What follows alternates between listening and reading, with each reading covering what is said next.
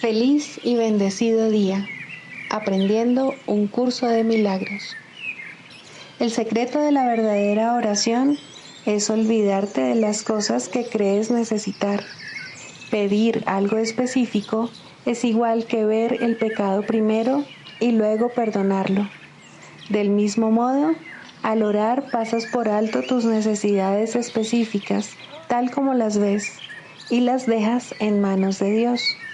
Ahí se convierten en los regalos que le haces, pues le dicen que no antepondrás otros dioses a Él, ni que quieres otro amor que el suyo. Este libro es un comienzo, no un final.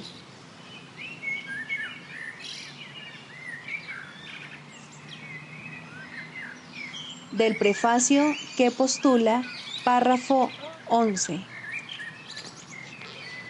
La visión de Cristo es el don del Espíritu Santo, la alternativa que Dios nos ha dado contra la ilusión de la separación y la creencia en la realidad del pecado, la culpabilidad y la muerte.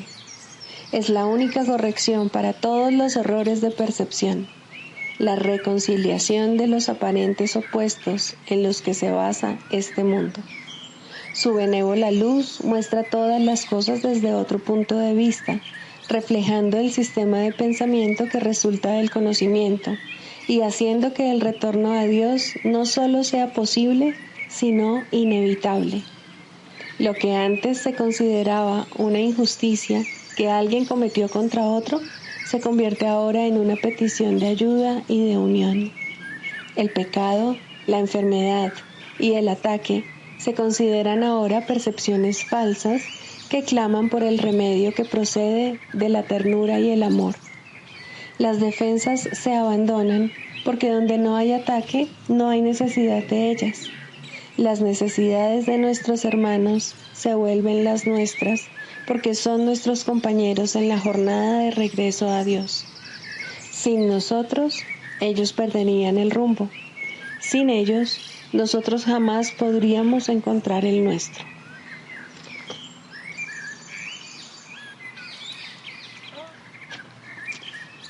Introducción. Este es un curso de milagros. Es un curso obligatorio. Solo el momento en que decides tomarlo es voluntario. Tener libre albedrío no quiere decir que tú mismo puedas establecer el plan de estudios. Significa únicamente que puedes elegir lo que quieres aprender en cualquier momento dado. Este curso no pretende enseñar el significado del amor, pues eso está más allá de lo que se puede enseñar. Pretende, no obstante, despejar los obstáculos que impiden experimentar la presencia del amor, el cual es tu herencia natural. Lo opuesto al amor es el miedo, pero aquello que todo lo abarca no puede tener opuestos.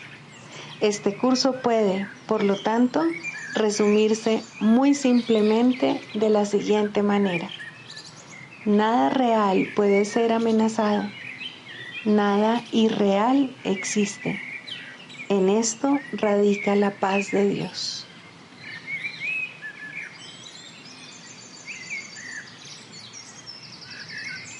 Capítulo 1. El significado de los milagros.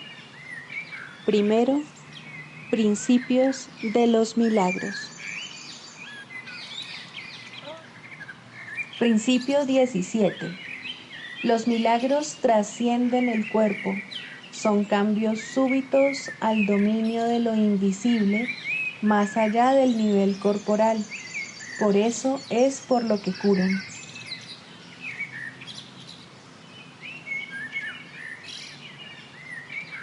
Capítulo 3. La percepción inocente. Primero, expiación sin sacrificio. Hay otro punto que debe quedar perfectamente claro antes de que pueda desaparecer cualquier residuo de temor que aún esté asociado con los milagros. La crucifixión no estableció la expiación, fue la resurrección la que lo hizo. Son muchos los cristianos sinceros que no han entendido esto correctamente. Nadie que esté libre de la creencia en la escasez podría cometer tal equivocación. Si se examina la crucifixión desde un punto de vista invertido, parece como si Dios hubiese permitido e incluso fomentado el que uno de sus hijos sufriese por ser bueno. Esta desafortunada interpretación que surgió como resultado de la proyección ha llevado a muchas personas a vivir sumamente atemorizadas de Dios. Tales conceptos antirreligiosos se infiltran en muchas religiones. El auténtico cristiano, sin embargo, debería hacer una pausa y preguntarse, ¿cómo iba a ser posible esto? ¿Cómo iba a ser posible que Dios mismo fuese capaz de albergar el tipo de pensamiento que sus propias palabras han señalado claramente que es indigno de su Hijo? La mejor defensa, como de costumbre, consiste en no atacar la posición de otro, sino más bien en proteger la verdad. No es muestra de gran sensatez aceptar un concepto si para justificarlo tienes que invertir todo un marco de referencia. Este procedimiento es doloroso en sus aplicaciones menores y verdaderamente trágico en una escala mayor. Con frecuencia la persecución termina siendo un intento de justificar la terrible y errónea percepción de que Dios mismo persiguió a su propio Hijo en nombre de la salvación. Ni siquiera las mismas palabras tienen sentido. Superar esto ha sido sumamente difícil, pues si bien este error no es más difícil de corregir que cualquier otro, son muchos los que no han estado dispuestos a abandonarlo en vista de su eminente valor como defensa. Un ejemplo menos dramático es el del padre que dice, «Esto me duele a mí más que a ti», y se siente exonerado al darle una paliza a su hijo. ¿Crees que nuestro Padre piensa realmente así? Es tan esencial eliminar cualquier pensamiento de este tipo que debemos asegurarnos de que nada semejante permanezca en tu mente. Yo no fui castigado porque tú fueses malo. La lección completamente benévola que la expiación enseña se echa a perder si se mancilla con cualquiera de las formas en que esta clase de distorsión se manifiesta. La afirmación, «Mía es la venganza», dice el Señor, es una percepción falsa, mediante la cual uno le atribuye a Dios su propio pasado malvado. Ese pasado malvado no tiene nada que ver con Dios. Él no lo creó ni tampoco lo sustenta. Dios no cree en el castigo. Su mente no crea de esa manera. Dios no tiene nada contra ti por razón de tus malas acciones. ¿Cómo sería posible entonces que me hubiese acusado a mí por ellas? Asegúrate de que reconoces cuán absolutamente imposible es esta suposición y también de que procede enteramente de la proyección. Este tipo de error es responsable de una multitud de errores similares, incluyendo la creencia de que Dios rechazó a Adán y lo expulsó del jardín del Edén. Quizá por eso piensas a veces que no te estoy guiando bien. He tomado las máximas precauciones para usar palabras que sean casi imposible de distorsionar, pero siempre es posible tergiversar los símbolos si así se desea. El sacrificio es una noción que Dios desconoce por completo. Procede únicamente del miedo, y los que tienen miedo pueden ser crueles. Cualquier forma de sacrificio es una violación de mi exhortación de que debes ser misericordioso al igual como nuestro Padre en el cielo lo es. A muchos cristianos les ha resultado difícil darse cuenta de que esto les atañe a ellos. Los buenos maestros nunca aterrorizan a sus estudiantes. Aterrorizar es atacar, y como resultado de ello, se produce un rechazo de lo que el maestro ofrece, malográndose así el aprendizaje. Se me ha llamado correctamente el Cordero de Dios que quita los pecados del mundo, mas quienes representan al Cordero manchado de sangre no entienden el significado del símbolo. Si se entiende correctamente, es un símbolo muy simple que habla de mi inocencia. El león y el cordero, tendidos el uno junto al otro, simbolizan que la fuerza y la inocencia no están en conflicto, sino que viven naturalmente en paz. Bienaventurados los puros de corazón, porque ellos verán a Dios, es otra forma de decir lo mismo. Una mente pura conoce la verdad y en eso radica su fuerza. No confunde la destrucción con la inocencia, porque asocia la inocencia con la fuerza y no con la debilidad. La inocencia es incapaz de sacrificar nada, porque la mente inocente dispone de todo y solo se esfuerza por proteger su plenitud.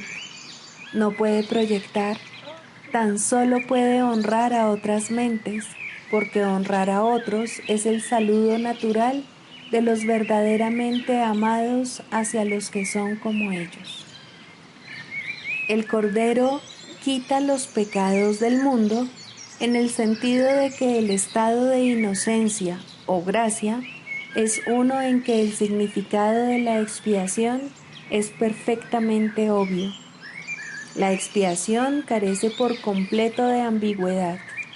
Es perfectamente inequívoca porque existe en la luz. Únicamente los intentos de ocultarla en las tinieblas han hecho que sea inaccesible para aquellos que eligen no ver. La expiación de por sí solo irradia verdad. Es, por lo tanto, el epítome de la mansedumbre y derrama únicamente bendiciones. No podría hacer eso si procediese de cualquier otra fuente que no fuese la perfecta inocencia. La inocencia es sabiduría porque no tiene conciencia del mal, y el mal no existe. No obstante, es perfectamente consciente de todo lo que es verdad. La resurrección demostró que nada puede destruir a la verdad. El bien puede resistir cualquier clase de mal, al igual que la luz disipa cualquier clase de oscuridad. La expiación es, por lo tanto, la lección perfecta. Es la demostración concluyente de que todas las demás lecciones que enseñé son ciertas. Si puedes aceptar esta generalización ahora, no tendrás necesidad de aprender muchas otras lecciones de menor importancia. Basta con que creas esto para que te liberes de todos tus errores. La inocencia de Dios es el verdadero estado mental de su Hijo. En ese estado, tu mente conoce a Dios, pues Dios no es algo simbólico, Dios es un hecho. Cuando conoces a su Hijo tal como es, te das cuenta de que la expiación, y no el sacrificio, es la única ofrenda apropiada para el altar de Dios, en el que solo la perfección tiene cabida. El entendimiento de los inocentes es la verdad. Por eso es por lo que sus altares son verdaderamente radiantes.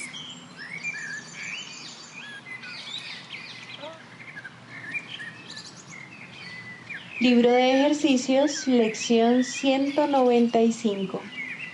El amor es el camino que recorro con gratitud. Para aquellos que contemplan el mundo desde una perspectiva errónea, la gratitud es una lección muy difícil de aprender. Lo más que pueden hacer es considerar que su situación es mejor que la de los demás y tratan de contentarse porque hay otros que aparentemente sufren más que ellos. Cuán tristes y lamentables son semejantes pensamientos, pues ¿quién puede tener motivos para sentirse agradecido si otros no los tienen? ¿Y quién iba a sufrir menos porque ve que otros sufren más? Debes estarle agradecido únicamente a aquel que hizo desaparecer todo motivo de sufrimiento del mundo. Es absurdo dar gracias por el sufrimiento, mas es igualmente absurdo no estarle agradecido a uno que te ofrece los medios por los cuales todo dolor se cura y todo sufrimiento queda reemplazado por la risa y la felicidad. Ni siquiera los que están parcialmente cuerdos podrían negarse a dar los pasos que Él indica, ni dejar de seguir el camino que Él les señala, a fin de escapar de una prisión que creían que no tenía salida a la libertad que ahora perciben. Tu hermano es tu enemigo porque lo ves como el rival de tu paz, el saqueador que te roba tu dicha y no te deja nada salvo una negra desesperación, tan amarga e implacable que acaba con toda esperanza. Lo único que puedes desear ahora es la venganza. Lo único que puedes hacer ahora es tratar de arrastrarlo a la muerte junto contigo, para que sea tan impotente como tú y para que en sus ambiciosas manos quede tan poco como en las tuyas. No le das gracias a Dios porque tu hermano esté más esclavizado que tú, ni tampoco podrías, en tu sano juicio, enfadarte si él parece ser más libre. El amor no hace comparaciones y la gratitud solo puede ser sincera si va acompañada de amor. Le damos gracias a Dios nuestro Padre porque todas las cosas encontrarán su libertad en nosotros. Es imposible que algunas puedan liberarse mientras otras permanecen cautivas, pues ¿quién puede regatear en nombre del amor? Da gracias por lo tanto, pero con sinceridad, y deja que en tu gratitud haya cabida para todos los que se han de escapar contigo, los enfermos, los débiles, los necesitados y los temerosos, así como los que se lamentan de lo que parece ser una pérdida, los que sienten un aparente dolor y los que pasan frío o hambre y caminan por el camino del odio y la senda de la muerte. Todos ellos te acompañan. No nos comparemos con ellos, pues al hacer eso los separamos en nuestra conciencia de la unidad que compartimos con ellos y que ellos no pueden sino compartir con nosotros también. Le damos las gracias a nuestro Padre solo por una cosa, que no estamos separados de ninguna cosa viviente y, por lo tanto, somos uno con Él, y nos regocijamos de que jamás puedan hacerse excepciones que menoscaben nuestra plenitud o inhiban o alteren en modo alguno nuestra función de completar a aquel que es en sí mismo la compleción. Damos gracias por toda cosa viviente, pues de otra manera no estaríamos dando gracias por nada y estaríamos dejando de reconocer los dones que Dios nos ha dado. Permitamos entonces que nuestros hermanos reclinen su fatigada cabeza sobre nuestros hombros y que descansen por un rato. Damos gracias por ellos, pues si podemos dirigirlos a la paz que nosotros mismos queremos encontrar, el camino quedará por fin libre y franco para nosotros. Una puerta ancestral vuelve a girar libremente. Una palabra hace tiempo olvidada resuena de nuevo en nuestra memoria y cobra mayor claridad al estar nosotros dispuestos a escuchar una vez más. Recorre pues con gratitud el camino del amor, pues olvidamos el odio cuando dejamos a un lado las comparaciones, que podría ser entonces un obstáculo para la paz. El temor a Dios por fin es obliterado y perdonamos sin hacer comparaciones. Y así no podemos elegir para pasar por alto solo ciertas cosas, mientras retenemos bajo llave otras que consideramos pecados. Cuando tu perdón sea total, tu gratitud lo será también, pues te darás cuenta de que todas las cosas son acreedoras al derecho a ser amadas por ser amorosas, incluyendo tu propio ser. Hoy aprendemos a pensar en la gratitud en vez de en la ira, la malicia y la venganza. Se nos ha dado todo. Si nos negamos a reconocer esto, ello no nos da derecho a sentirnos amargados o a percibirnos como que estamos en un lugar donde se nos persigue despiadadamente y se nos hostiga sin cesar, o donde se nos atropella sin la menor consideración por nosotros o por nuestro futuro. La gratitud se convierte en el único pensamiento con que sustituimos estas percepciones descabelladas. Dios ha cuidado de nosotros y nos llama su Hijo. ¿Puede haber algo más grande que esto? Nuestra gratitud allanará el camino que nos conduce a Él y acortará la duración de nuestro aprendizaje mucho más de lo que jamás podríamos haber soñado. La gratitud y el amor van de la mano, y allí donde uno de ellos se encuentra, el otro no puede sino estar, pues la gratitud no es sino un aspecto del amor, que es la fuente de toda la creación. Dios te da las gracias a ti, su Hijo, por ser lo que eres, su propia compleción y la fuente del amor junto con Él. Tu gratitud hacia Él es la misma que la suya hacia ti, pues el amor no puede recorrer ningún camino que no sea el de la gratitud. Y ese es el camino que recorremos los que nos encaminamos hacia Dios.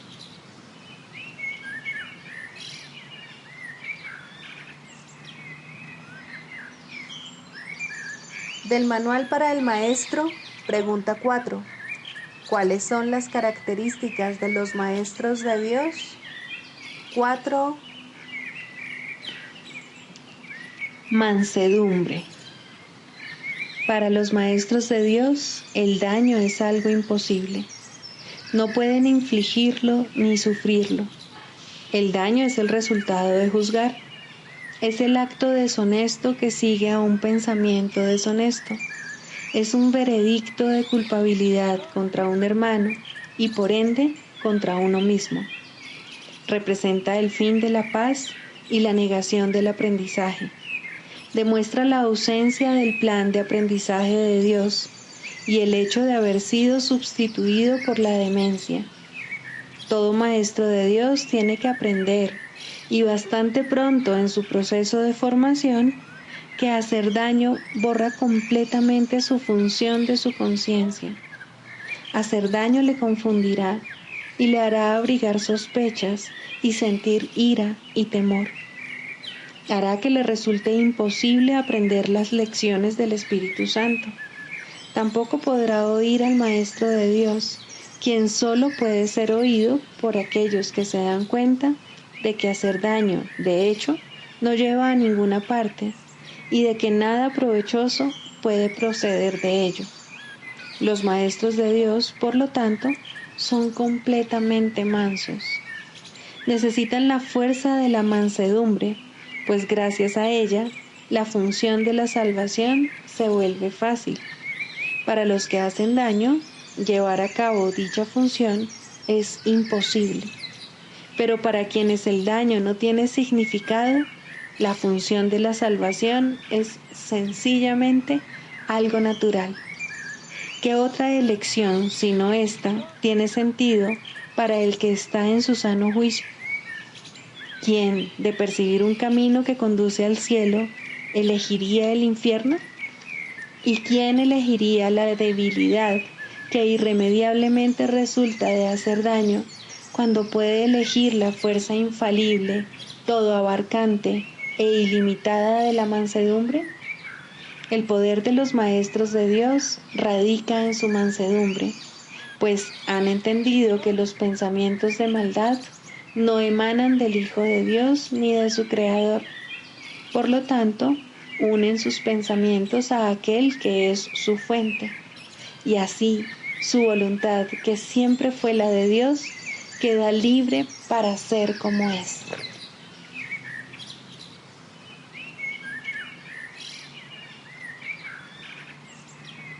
Manual para el Maestro, pregunta 14.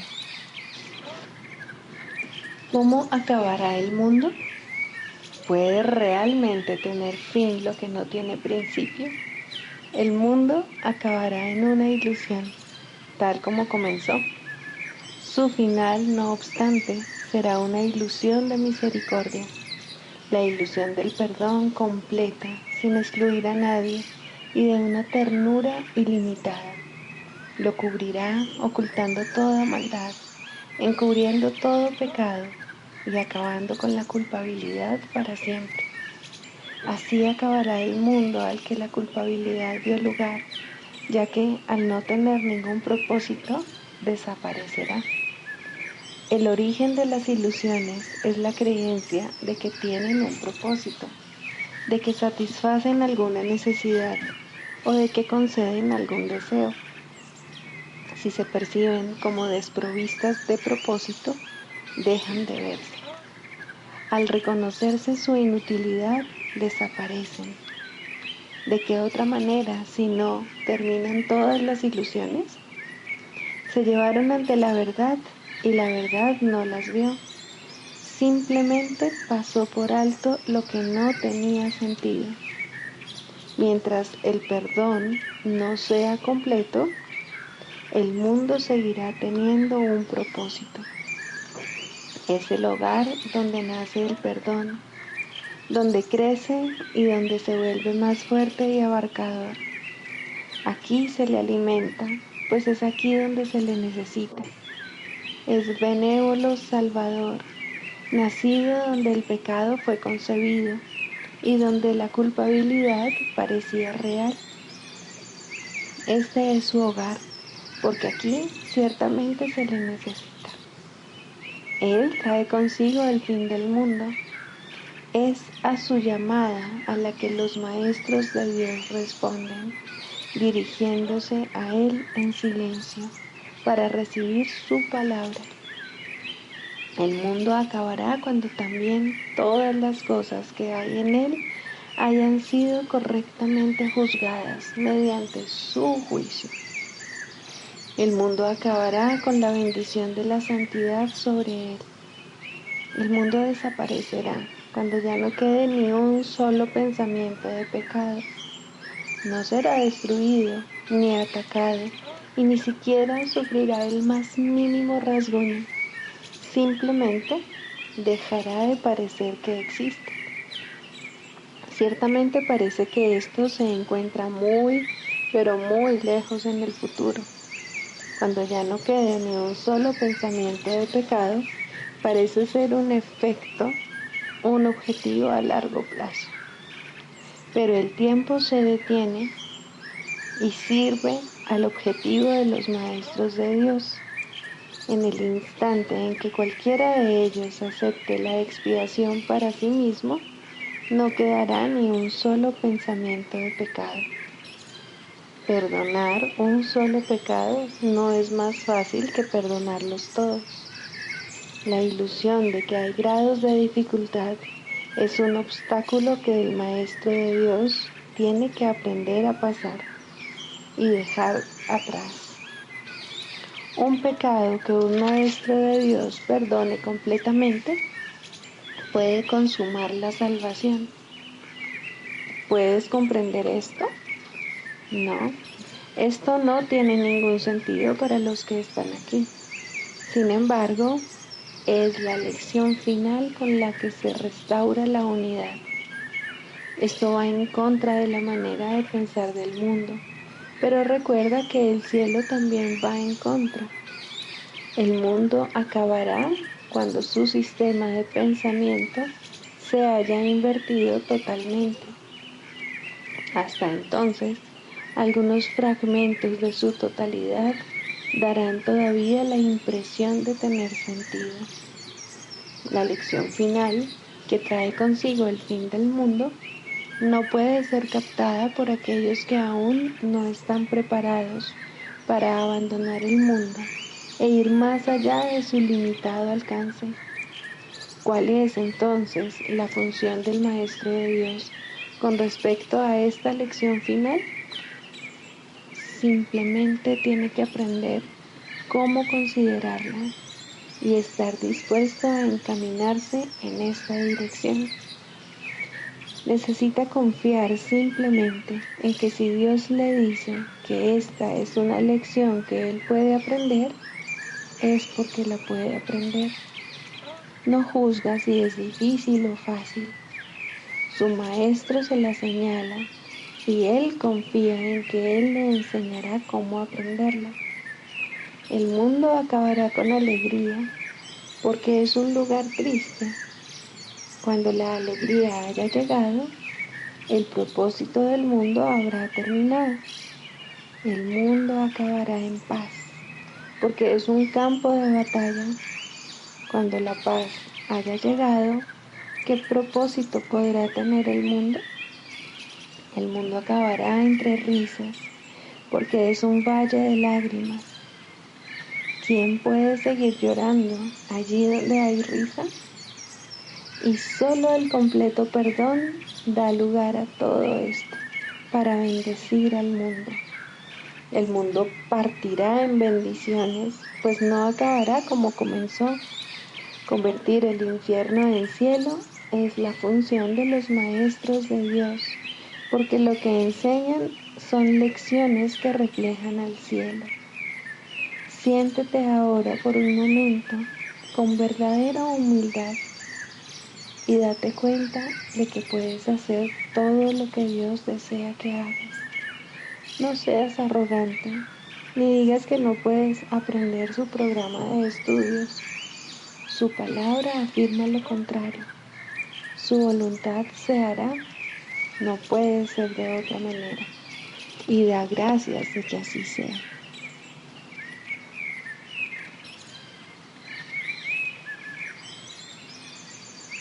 Clarificación de términos.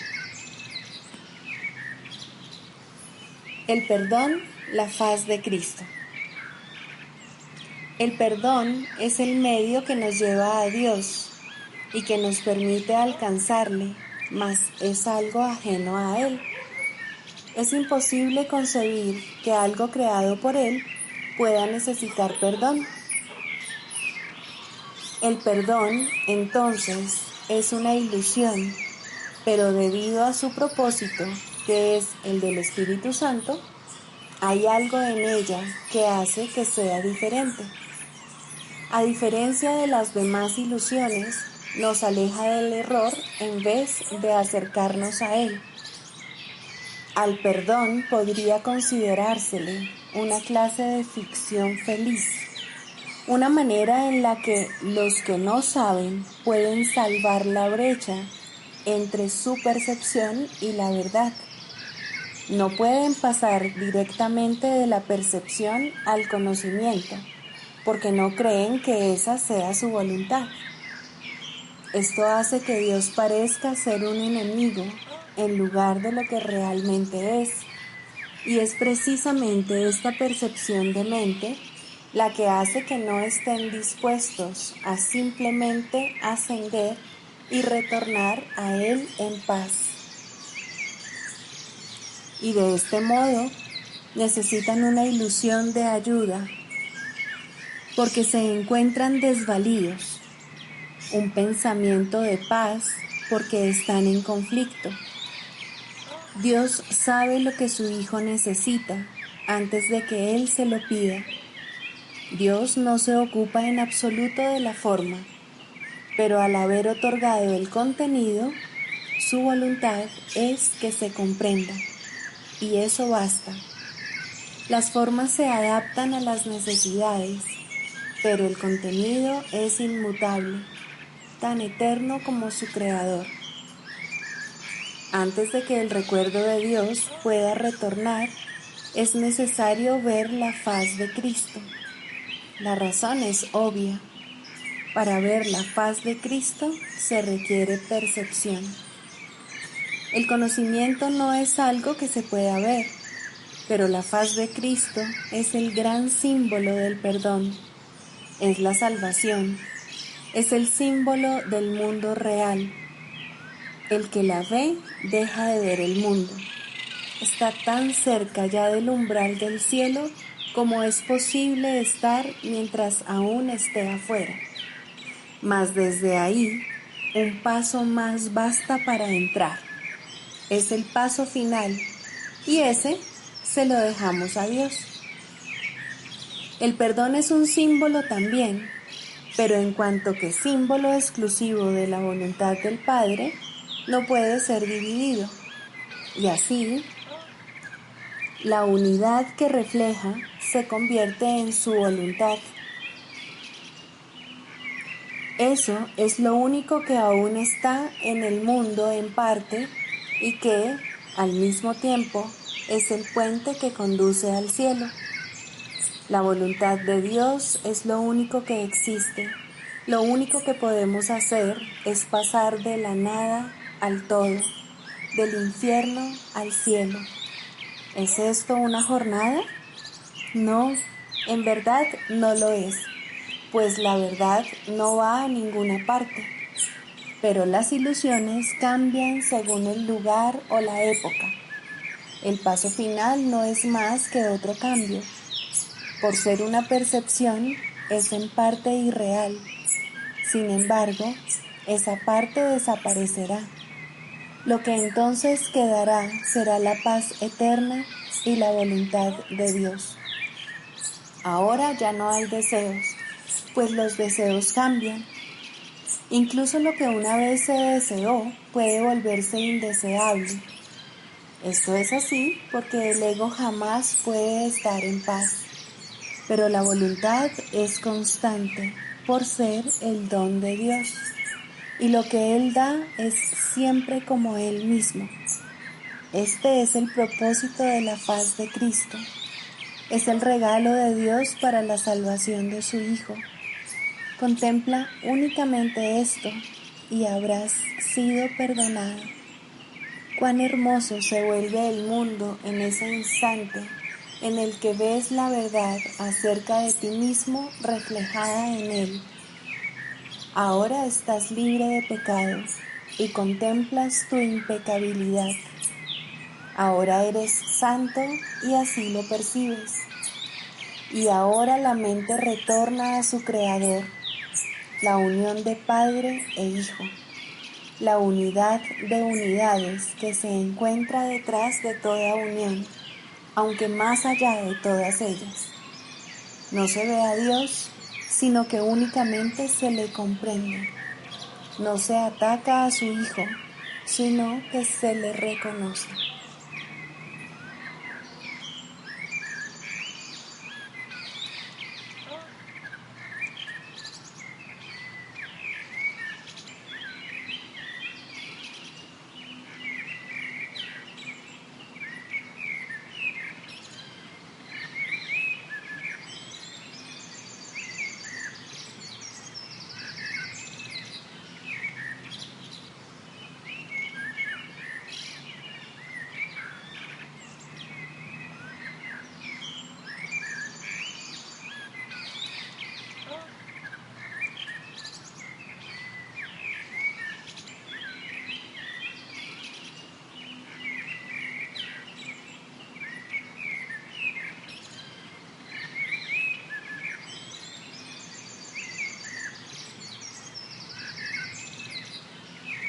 Sigamos a Jesús haciendo del perdón algo tan natural como respirar y algo tan vital como el aire.